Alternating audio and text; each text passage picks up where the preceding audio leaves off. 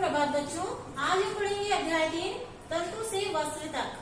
तंतु से वस्त्र तक मतलब है तंतु से वस्त्र किस तरह बनाए जाते हैं, इसके बारे में हम इस अध्याय में पढ़ेंगे।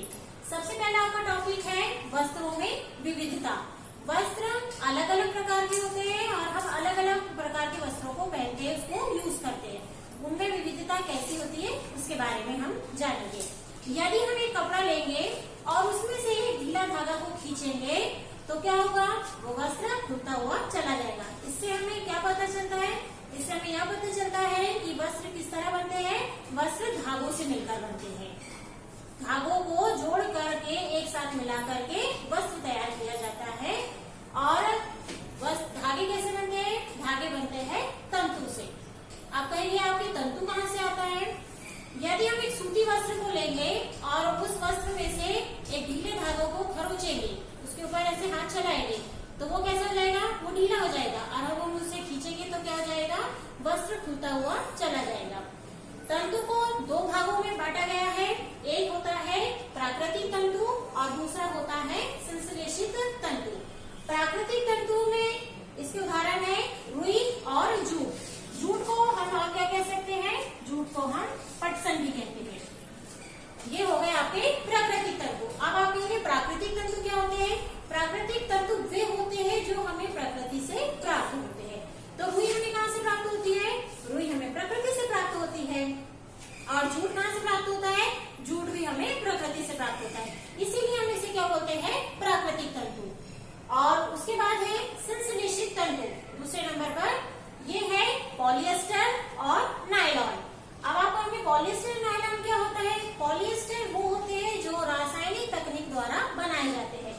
नायलॉन भी उसी का रूप है जिसे हम पहनते हैं, यूज करते हैं। आप ऐसे कई कपड़े पहनते हैं जो पॉलिएस्टर के होते हैं और नायलॉन के होते हैं। इसे हम कहते हैं संश्लेषित तंतु। संश्लेषित तंतु वो होते हैं जो मानव द्वारा बनाए जाते हैं। प्राचीन काल में लोग क्या करते थे, प्राचीन काल में लोग रुई के वस्त्र पहना करते थे। परंतु करीब 100 वर्ष से हम रासायनिक विधि द्वारा संश्लेषित तंतु का उपयोग करते हैं और उनके द्वारा कपड़े बनाए जाते हैं जिनको हम पहनते हैं। इसके बाद है आपका कुछ पादप तंतु। कुछ पादप तंतु, पादप का मतलब आप सभी जानते हैं, पादप का मतलब होता है पौधे और जंतु का मतलब होता है जीव जंतु। तो कुछ तंतु ऐसे होते हैं जो हम पादप से प्राप्त करते हैं यानी पौधों से प्राप्त करते हैं, और कुछ तंतु ऐसे होते हैं जो हम जंतुओं से प्राप्त करते हैं। अब आप कहोगे कि ऐसे कौन से पादप हो गए और ऐसे कौन से जंतु हो गए जिससे हम ये प्राप्त करते हैं। तो पादप से प्राप्त करते हैं हम रुई। रुई मतलब होता है कपास। आप सभी जानते हैं कपास का पेड़ होता है, वृक्ष लगाए जाते हैं, उनसे क्या प्राप्त होती है, रुई बनती है। उसके बाद है रेशम। रेशम किसमें आता है, जंतुओं के द्वारा। जंतु कैसे होते हैं, वो एक मखमली जंतु होता है जो अपनी लार्वा के द्वारा रेशम को निकालता है और उससे फिर रेशमी वस्त्र बनाए जाते हैं, जिनका भी हम उपयोग करते हैं। सबसे पहले हम देखेंगे रुई। रुई कहाँ से आता है। रुई को खेतों में उगाया जाता है। बहुत ऐसी जगह है जहाँ इसकी फसलें लगाई जाती है और इसको खेतों में उगाया जाता है। फिर उसके बाद है कपास ओटना। कपास ओटना का मतलब क्या होता है, जो बीज होते हैं रुई पे उनको उससे अलग करना, उसको बोलते हैं कपास ओटना। जब हम कपास को बीजों से अलग करते हैं तो उस विधि को हम कहते हैं कपास ओटना। यह विधि पहले के समय में हाथों से की जाती है, लेकिन उस पे समय ज्यादा लगने के कारण आज मशीनों के द्वारा कपास ओटना का कार्य किया जाता है। इसके बाद है जूट तथा पटसन। जूट और पटसन एक ही है, उसे हम पटसन भी कहते हैं और जूट भी कहते हैं। आप जानते हैं जूट के भी वस्त्र हम पहनते हैं और साड़ियां वगैरह आती है तो वो जूट की साड़ियां हम पहनते हैं। वह कैसे प्राप्त होता है, वह भी हमें पौधों से प्राप्त होता है। वर्षा ऋतु के समय में इसकी फसल लगाई जाती है और इसकी फसल वर्षा ऋतु में लगाए तो आप कहेंगे कि हमने तो कभी इसे देखा नहीं है। यह फसल अधिकतर पश्चिम बंगाल में, असम में होती है। जो जूट है वो पश्चिम बंगाल में और असम से प्राप्त होता है और वर्षा ऋतु के समय में ही इसे लगाया जाता है। जूट हमें कैसे प्राप्त होता है, मतलब पादप के पौधों से, तने से प्राप्त होएगा, जड़ से प्राप्त होएगा या पत्तियों से। तो जूट हमें पौधों के पुष्प से यानी फूलों से प्राप्त होता है। पहले पुष्प को तोड़ लेते हैं और फिर उससे रेशों को निकाला जाता है। उस रेशे को फिर धागे में परिवर्तित किया जाता है और उस धागे से फिर क्या बनाया जाता है, वस्त्र बनाया जाता है। इसके बाद में है धागे से वस्त्र।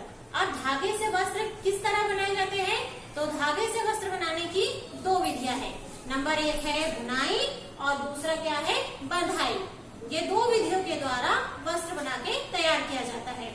बुनाई कैसे की जाती है, बुनाई जो विधि है इसमें 2 स्टेप की जाती है। 2 धागों के सेट को एक साथ जोड़ा जाता है और उससे फिर क्या की जाती है, बुनाई की जाती है।